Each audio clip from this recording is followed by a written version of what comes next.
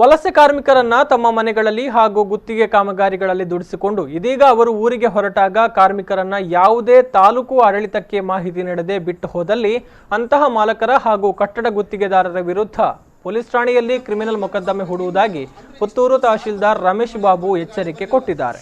ವಲಸೆ ಕಾರ್ಮಿಕರನ್ನ ಬೇಕಾಬಿಟ್ಟಿಯಾಗಿ ತಾಲೂಕು ಕಚೇರಿ ಹಾಗೂ ಮಹಾಲಿಂಗೇಶ್ವರ ದೇವಳದ ದೇವರಮಾರು ಗದ್ದಿಯಲ್ಲಿ ಬಿಟ್ಟು ಹೋಗುತ್ತಿರುವ ಘಟನೆಗಳು ನಡೀತಾ ಇದೆ. ವರ್ಷಪೂರ್ತಿ ಈ ಕಾರ್ಮಿಕರನ್ನ ದುಡಿಸಿಕೊಂಡು ಇದೀಗ ಏಕಾಏಕಿ ಅವರನ್ನ ತಂದು ಮಾಹಿತಿ ನೀಡದೆ ಬಿಟ್ಟು ಹೋಗುವಂಥದ್ದು ಸರಿಯಲ್ಲ. ಇಂತಹ ವರ್ತನೆ ಮಾಡುವ ಮಾಲೀಕರ ಹಾಗೂ ಗುತ್ತಿಗೆದಾರರ ವಿರುದ್ಧ ಸೂಕ್ತ ಕ್ರಮ ತೆಗೆದುಕೊಳ್ಳಲಾಗುವುದು ಅಂತ ಎಚ್ಚರಿಸಿದರು. ಬಲ್ನಾಡು ಗ್ರಾಮದಲ್ಲಿ ಗೇರು ಬೀಜ ಆಯುವ 5 ಮಂದಿ ವಲಸೆ ಕಾರ್ಮಿಕರು 7 ಕಿಲೋಮೀಟರ್ ನಡೆದುಕೊಂಡು ಬಂದು ಇದೀಗ ನಗರಸಭಾ ಅಧಿಕಾರಿಗಳ ಮೂಲಕ ಸಮುದಾಯ ಭವನದಲ್ಲಿ ಆಶ್ರಯ ಪಡೆದಿದ್ದಾರೆ. 350ಕ್ಕೂ ಹೆಚ್ಚು ಮಂದಿ ವಲಸೆ ಕಾರ್ಮಿಕರನ್ನ ಸ್ವಂತ ಊರಿಗೆ ಕಳುಹಿಸಲಾಗಿದೆ. ಇದೀಗ 315 ಮಂದಿ ಕಾರ್ಮಿಕರು ಊರಿಗೆ ಹೋಗುವ ಬಗ್ಗೆ ನೋಂದಣಿ ಮಾಡಿಕೊಂಡಿದ್ದು ಜಿಲ್ಲಾಧಿಕಾರಿಗಳ ಜೊತೆಗೆ ಚರ್ಚೆ ಮಾಡಿ ಅವರನ್ನ ಬಸ್ ಮೂಲಕ ಕಳುಹಿಸಲು ವ್ಯವಸ್ಥೆಯನ್ನ ಮಾಡಲಾಗುತ್ತೆ ಅಂತ ತಹಶೀಲ್ದಾರ್ ರಮೇಶ್ ಬಾಬು ಹೇಳಿದ್ದಾರೆ.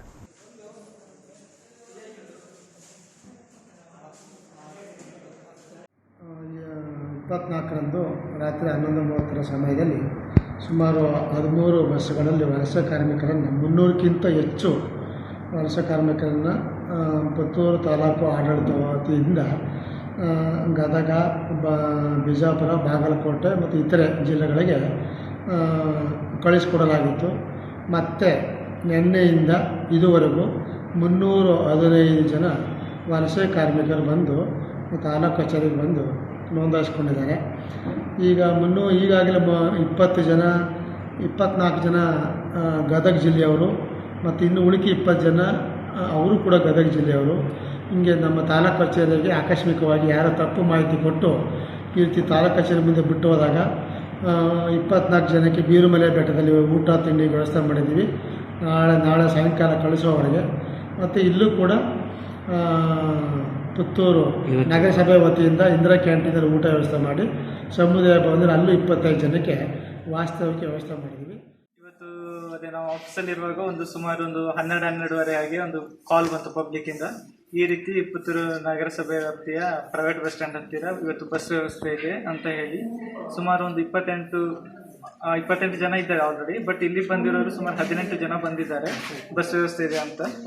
ಆದರೆ ಇವತ್ತು ಯಾವುದೇ ರೀತಿಯ ಬಸ್ ವ್ಯವಸ್ಥೆ ಇಲ್ಲದ ಕಾರಣ ಅವರಲ್ಲೇ ಅತಂತ್ರವಾಗಿ ಉಳಿದಿದ್ರು. ಹಾಗೆ ಅಲ್ಲಿ ಹೋಗಿ ಭೇಟಿ ಮಾಡಿ ವಿಚಾರಿಸಿದವಾಗ ಹಾಗೆ ತಹಶೀಲ್ದಾರ್ಗೂ ಸಹ ಕಾಲ್ ಮಾಡಿ ವಿಚಾರಿಸಿದ್ವಿ, ಕೇಳಿದ್ರು ಅವರ ಹತ್ರ. ಸರ್ ಹೇಳಿದರು ನಾಳೆ ವ್ಯವಸ್ಥೆ ಇದೆ ಅಂತ ಹೇಳಿದರು. ಹಾಗೆ ಕಮಿಷನರ್ ಮುಖಾಂತರ ಅವರಿಗೊಂದು ಏನು ವ್ಯವಸ್ಥೆ ಮಾಡ್ಬೋದು ಅಂತ ಡಿಸ್ಕಷನ್ ಮಾಡಿ ಇವತ್ತು ಅವರಿಗೆ ತಾತ್ಕಾಲಿಕವಾಗಿ ಸಮುದಾಯ ಭವನದಲ್ಲಿ ವ್ಯವಸ್ಥೆಯನ್ನು ಕಲ್ಪಿಸಿದ್ವಿ. ನಾಳೆ ಅವರು ಬಸ್ ವ್ಯವಸ್ಥೆ ಆದಮೇಲೆ ಅವ್ರನ್ನ ನಾವು ಅವರವರ ಊರಿಗೆ ಕಳಿಸುವಂಥ ವ್ಯವಸ್ಥೆ ಮಾಡಿದ್ದೀವಿ.